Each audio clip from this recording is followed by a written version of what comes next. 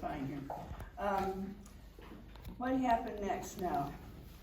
After he got this plotted out, he plotted out a real wide main street for our business district. He made it extra wide so there's room for the stores, room for people to park on both sides, and he called it Main Street. Beautiful wide street. Okay, then the other streets were just regular streets. Over to the east of it was a little street that he named after himself, and it was called Cabin Street. It was just a block away from Main.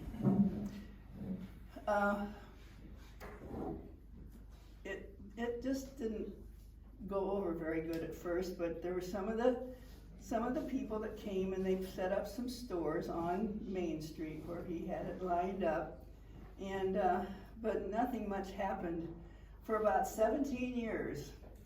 And about that time was when two Jewish peddlers came walking into town. They came from the east, they'd been at Wolf Lake, and they walked on over to our area. And their names were Solomon Meyer and Frederick Strauss. They had no money, I don't think.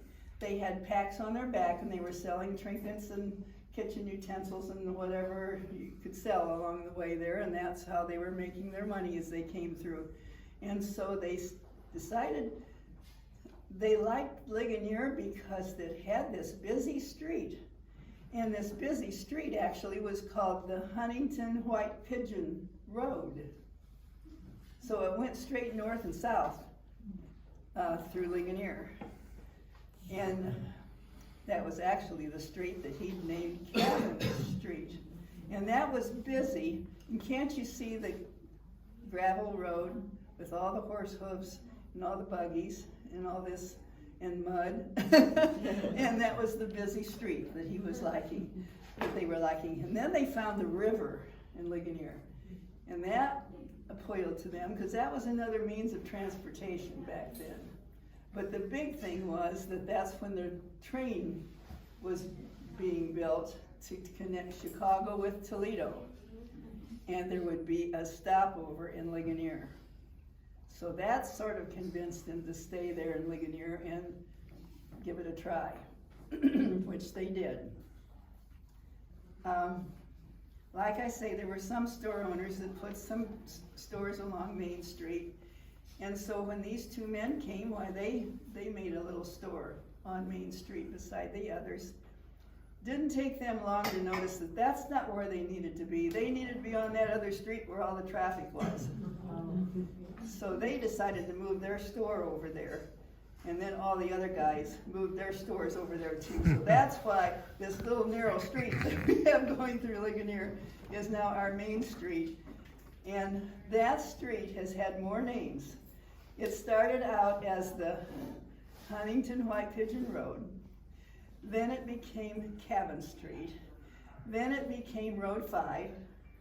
And then Road 5 became the Lincoln Highway that connected New York with Chicago, with California. So it's had all those names through the year. And so now it's really a mixture, because when the Lincoln Highway came through, they wanted Lincoln Highway on some of those streets. So when you come into Ligonier, you're coming on Lincoln Highway South, and then you hit Cabin Street when you go downtown, and then when you go on out of town, you're on Cabin Street, but if you turn west, you're going on Lincoln Way West. so it had lots of names through the years. So let's see, it grew very slowly at first, and these people came and looked over the town, so that they were thankful for that. I have to read my notes. I think I ate too much. I've forgotten everything I did. The men got to selling quite a few things from their store. And the first thing they knew, some of the farmers were coming in and wanted to borrow money from them. I suppose for their feed or their seed or whatever they had to have. And so the two men looked at each other and they thought, well, if we're going to loan money to people, we might as well start a bank. And so Mr. Myers started a bank, and he called it the Meyer State Bank. And Mr. Strauss started his bank, and he called it the Citizens Bank. And so they were all set with their banks now. Well,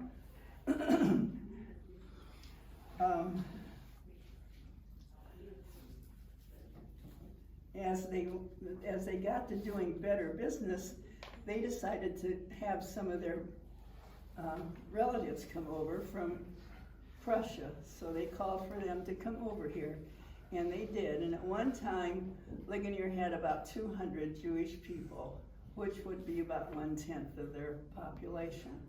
But those Jewish people did many things for Ligonier. They ended up being on our Ligonier Council. They were members of the fraternal organizations. Mr. Meyer started the sewage system that went through the Ligonier. They just did many things like that. And then Mr. Meyer was the first one that built a 3-story building.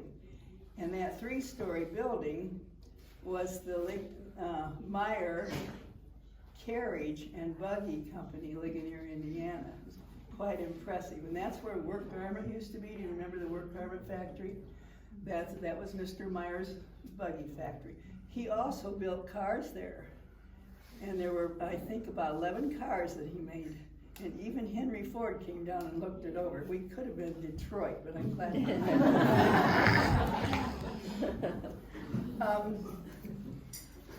well, Mr.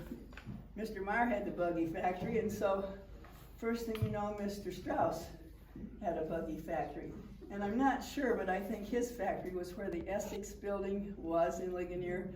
That's where our fire department is now, on that corner. And the cute thing about Mr. Strauss and his buggy factory, he had a brand new buggy that was made in his factory, and he decided one day he was going to take it out to some farm and sell that buggy to a farmer.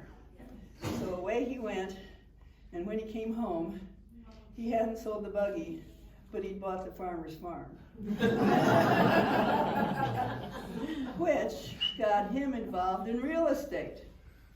And they tell me that through the years, Mr. Strauss had 31 real estate offices this side of the Mississippi. So he was a brilliant man, evidently. They both were very look-ahead people.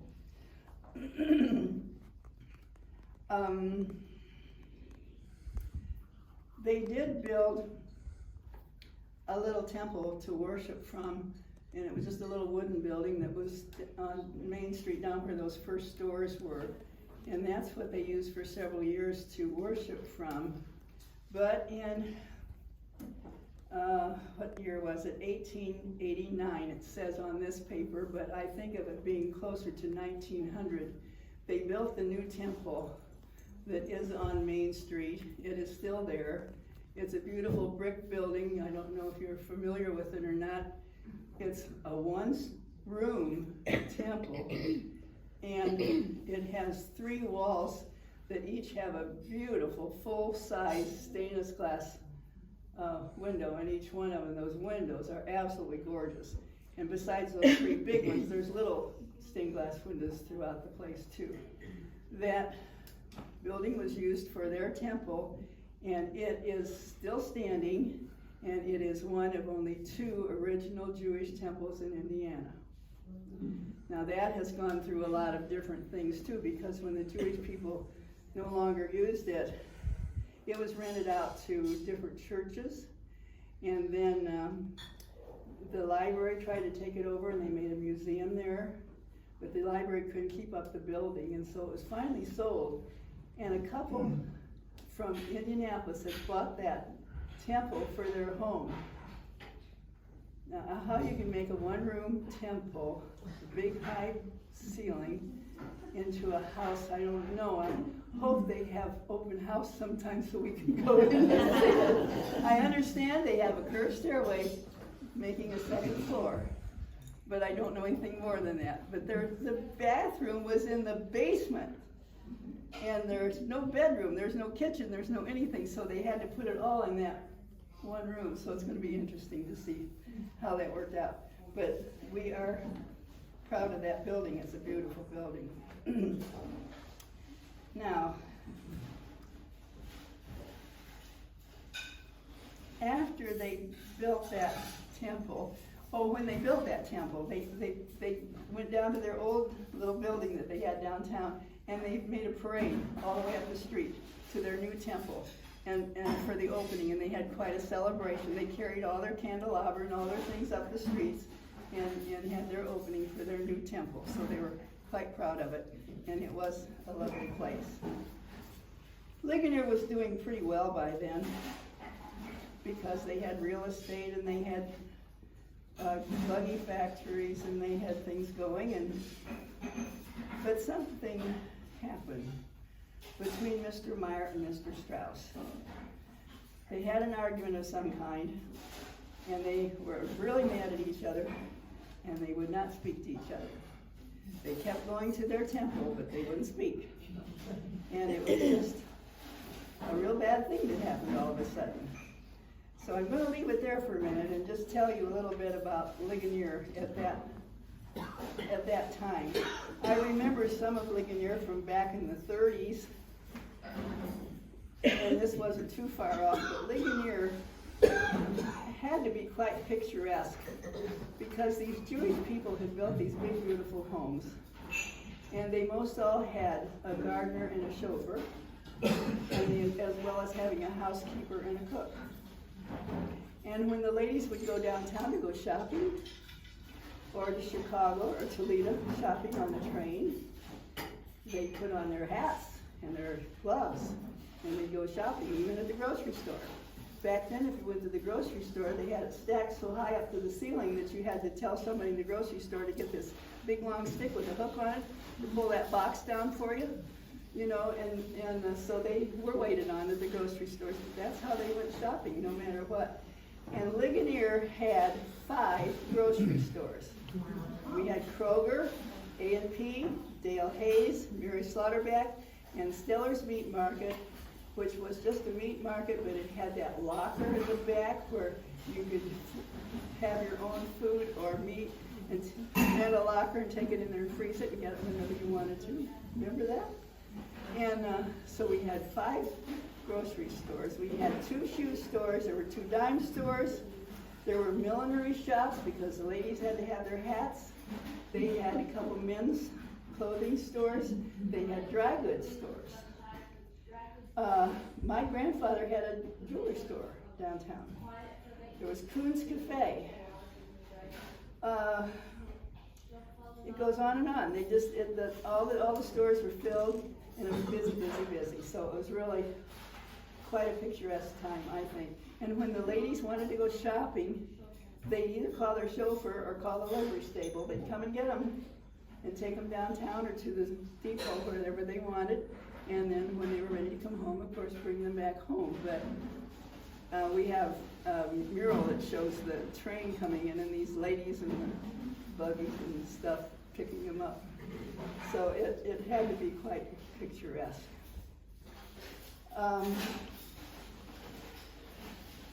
Anyway, Mr. Meyer and Mr. Strauss didn't speak to each other for quite a few years. I don't really know how long. But their children were going to our schools. Oh, by the way, we built a little one-room schoolhouse right to begin with.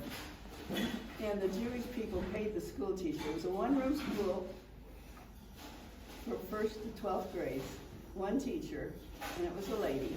And she was paid by her room and board. So she stayed different places at Jewish homes. And they would let her stay overnight and feed her, and then she'd go to another Jewish home, and that was her salary. That's how they paid her.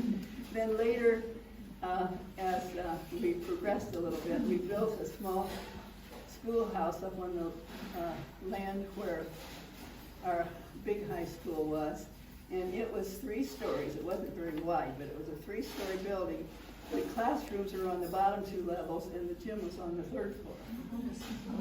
And they slowly added on to that until it ended up that we had 2 big stairways going into our high school. I don't know if any of you remember it. You hardly ever see a picture of the whole thing because they never got both stairways in a picture. They'd only take one, and it was a very impressive building when it was there.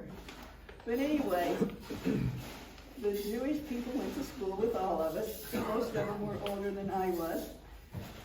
But I did know some of them, and it was fun knowing them. But anyway, they were quite concerned that these two men weren't talking to each other. And they say it was the children that went to Mr. Meyer and Mr. Strauss and told them how much they wanted them to talk to each other and get things on a friendly basis again. And so the men did decide to do that. And when they did that, they decided they would consolidate their banks. So Mr. Meyer took his bank up with Mr. Strauss's Citizens Bank, and they renamed that new bank the American State Bank. And that happened in 1928, and that bank never went under during the Depression. So they did well.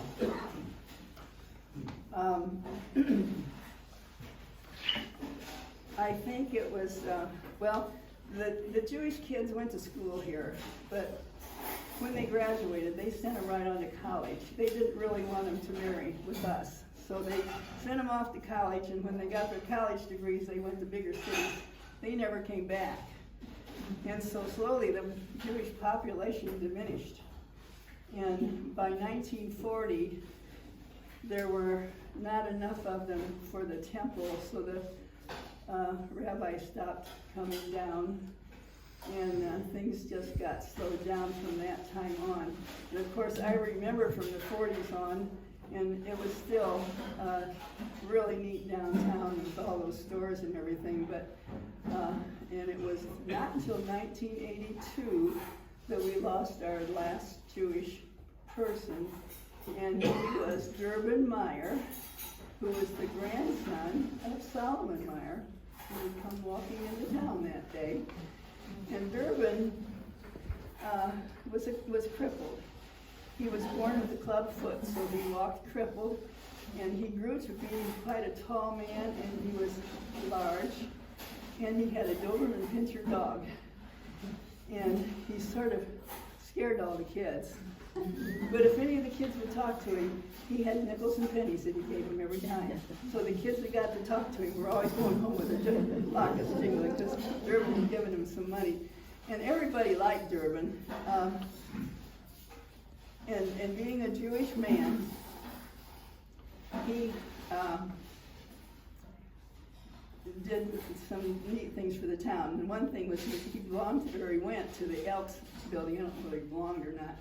But for the Elks, at Christmas time, they had a record player that would play Christmas carols that would go out into the air in the streets. And so it was Durbin, the little Jewish guy, that was playing the Christmas carols for downtown Ligonier, which was pretty cool. There's lots of stories to tell about Ligonier too, because the ladies, of course, had their tea parties, and then they had their dinners.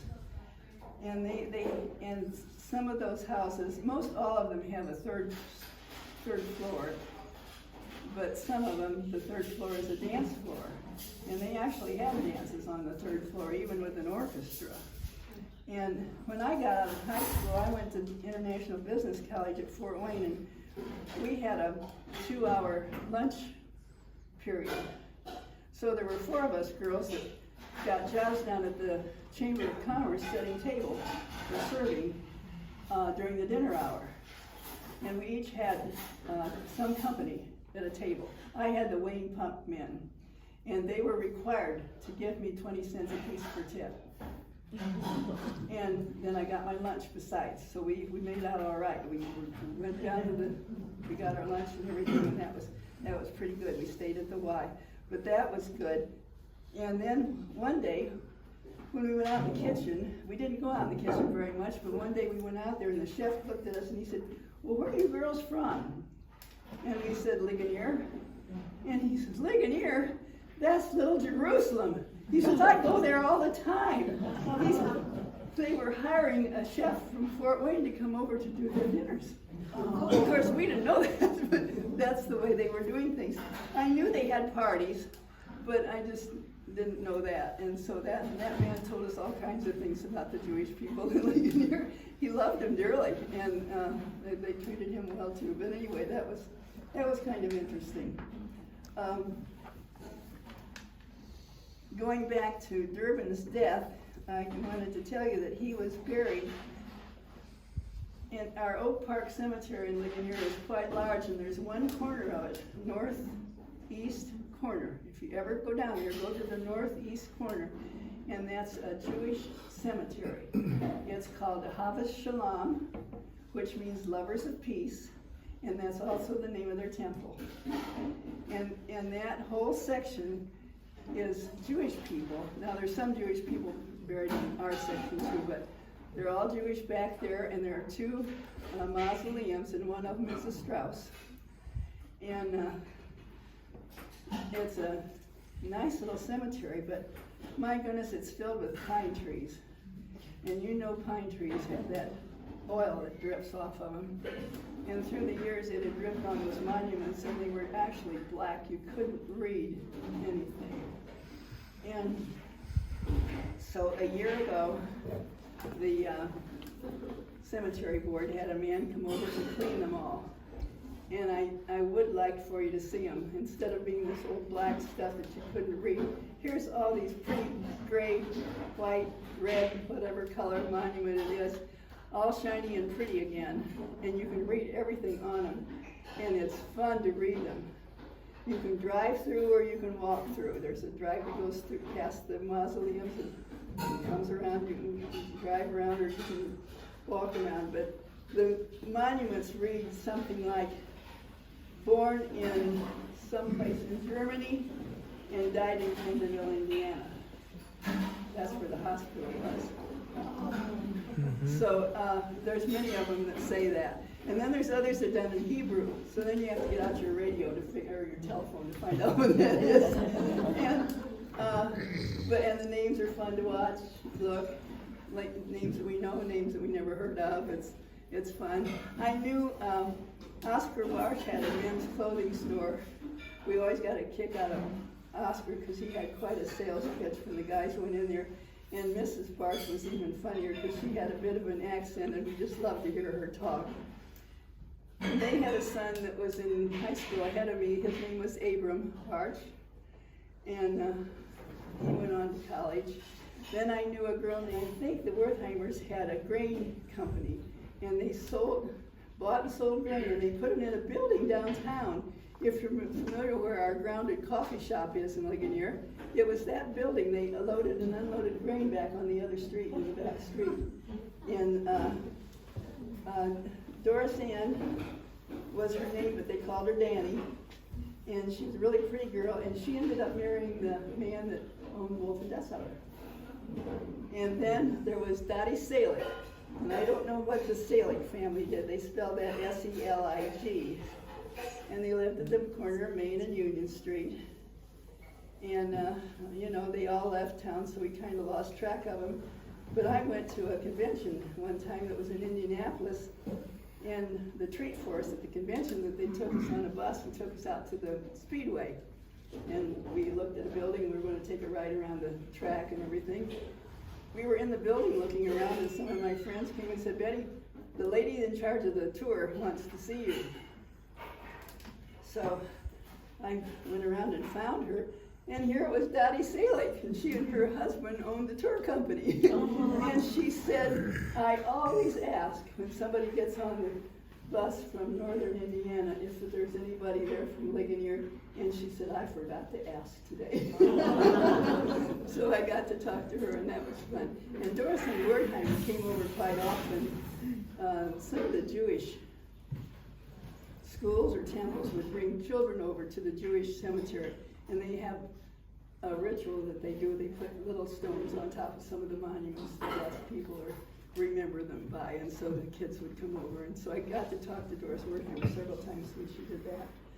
But those kids are all gone now, so that's the way that goes. And that's about the end of what I want to tell you for Ligonier, unless you have some questions.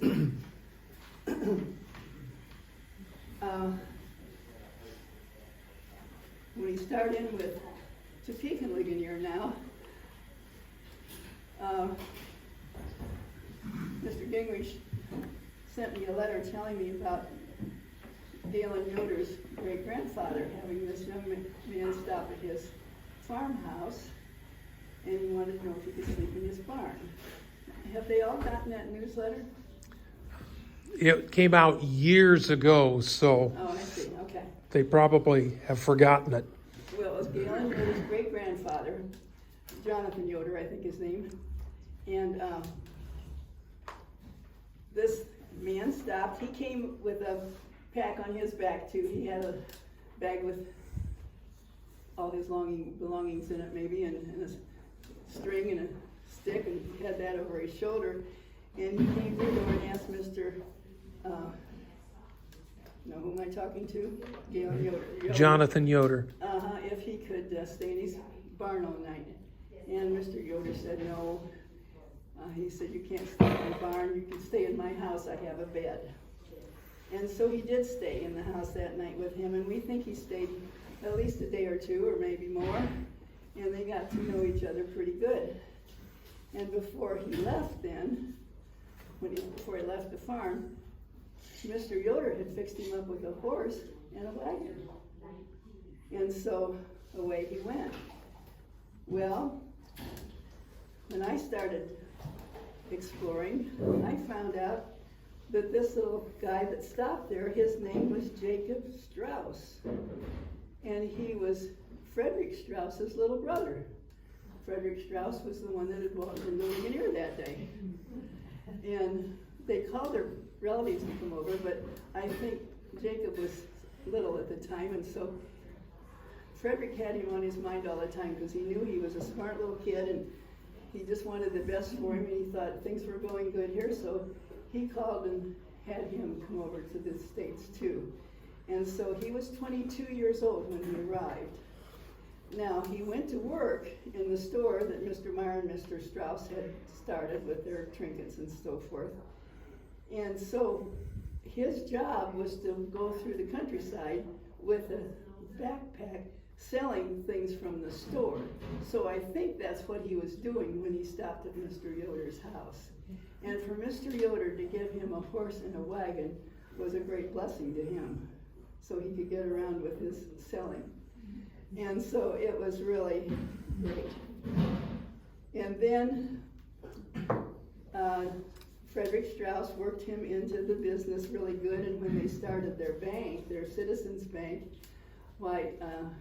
Jacob helped him start the bank, and he became a banker, and he was quite a good banker, I think, because one day he told another Yoder, no, it was Jonathan Yoder, that he said that he says, the farm next to you is coming up for sale in the spring, and you need that for your son. And Mr. Yoder said, but I don't have the money. And Jacob said, yes, you do. He says, I'll loan it to you. He says, I know you're a good farmer, and I know you'll pay me back. And so that was their transaction. And over the next few years, Mr. Yoder bought his other son's farms with Jacob Strauss's help. So those are the kind of things that Jacob Strauss was doing all the time. I haven't got the right notes in front of me now, so I gotta figure out what I wanted to tell you. But as time went on, Jacob Strauss did donate to Topeka $5,000 to build the Sycamore Hall. And that was a donation. The other times he asked for the money back. And was there more? I don't know. But then I found out that Jacob Strauss lived in Ligonier for several years and helped at the bank and did those things. But he moved to Chicago, and he stayed in Chicago for several years.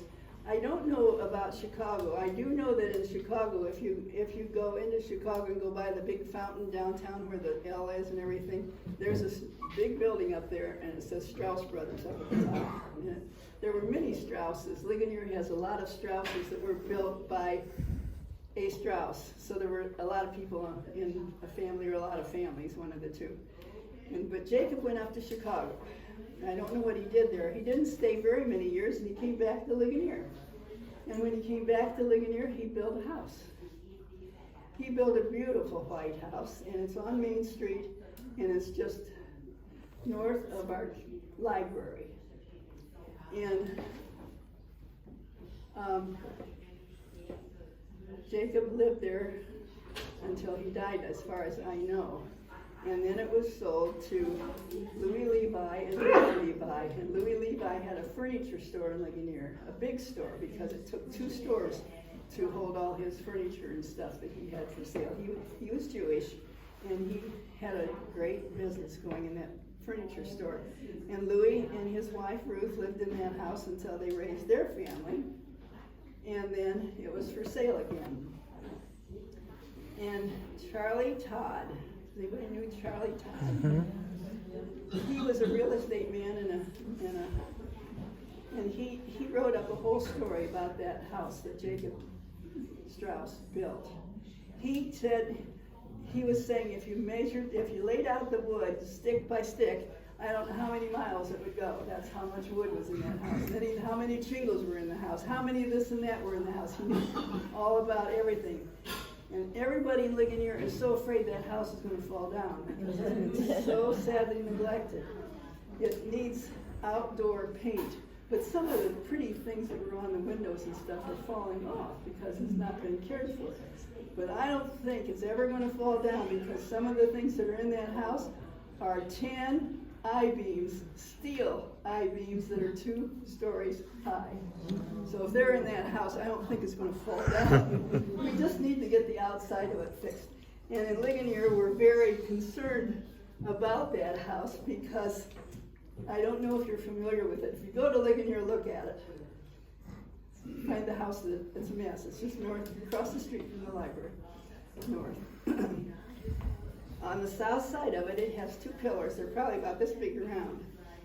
And they're holding up a roof that comes out over 2 balconies on the south side of the house. And those beams are sinking, and we're very concerned about the balconies. But the interesting thing is, there are no doors to walk out on that balcony. So you go in the house, and in order to get out on the balcony, the window opens clear from the floor all the way up. So you just open the window and you walk out. Isn't that unusual? Now that's what Jacob Strauss built. Now, when I worked for the Ligonier Visitor Center for 29 years, and I took people on tours of a lot of those houses and tours of the city and so forth. And so I was in that house a lot when the bed and breakfast people were there. And that house, too, has a beautiful stained glass window in it on the landing between the first floor and the second floor. And it's the little girl from Pompeo that has something to do with the volcano. I think I heard that story once, and I don't know what the story is anymore, but that's the little girl that's on the stained glass window in Jacob Strauss's house. And it's still there, and it's beautiful. In his house, too, in the library, there is a mirror that goes from the woodwork's about this high, and from the woodwork clear to the ceiling is a mirror, and it's as white as the wall. And then there's another big mirror like that upstairs. But the people that owned the house told me about this closet. In one of the bedrooms upstairs, there's a closet that if you open the door, the closet light comes on. And if you close the door, the closet light goes off, just like our refrigerators. The amazing thing about that, he had that house, electricity put in that house before there was any electricity in Ligonier. So again, it shows how far ahead he was thinking of things. Quite amazed with little Jacob Strauss. And I can't think of any other story to tell you right now, so if you have any questions, I'd be glad to try to answer them.